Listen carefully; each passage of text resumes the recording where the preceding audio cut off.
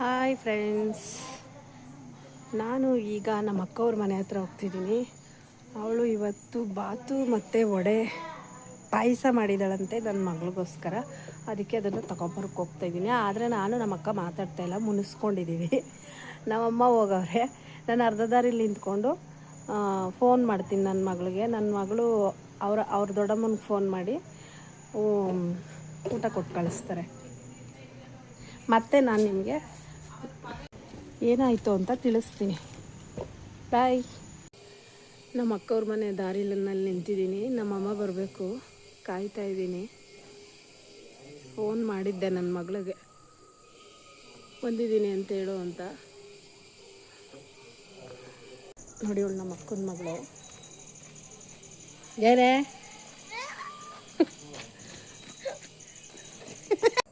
Finally ಅಮ್ಮ ಮಗಳು ಇಬ್ಬರು ಬರ್ತಾರೆ. ಏನು ಹೊಡಿತೀನಿ ನಾನು ನಿನಗೆ? ಬಿಡು, ಜಾಗ ಬಿಡು. ನೋಡು, ಅವಳೊಬ್ಳು ಹೊಟ್ಟೆ ಕಿಚ್ಚ ಬಿಡ, ತಳ್ಳಿಬಿಟ್ಟಿಯೇ. ಇವಳಿಗೆ ಎಷ್ಟು ಹೊಟ್ಟೆ ಕಿಚ್ಚು ಅಂದರೆ, ಅವನು ಬಂದು ನನ್ನ ಮಾತಾಡಿಸ್ತಾನೆ ಕರಿಯ ಅಂದ್ಬಿಟ್ಟು ಬೊಗಳುತ್ತಾವಳೆ. ಗೊತ್ತಿಲ್ಲ, ಏನೇನೋ ಕೊಟ್ಟವಳೆ. ಮುಸ್ಕಿನ ಜೋಳ ಕೊಟ್ಟವಳೆ, ಸಂಡಿಗೆ ಕೊಟ್ಟವಳೆ.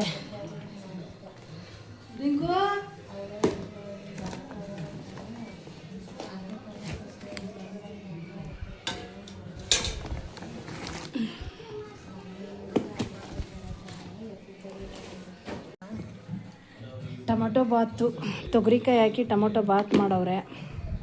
ಪಾಯಸ,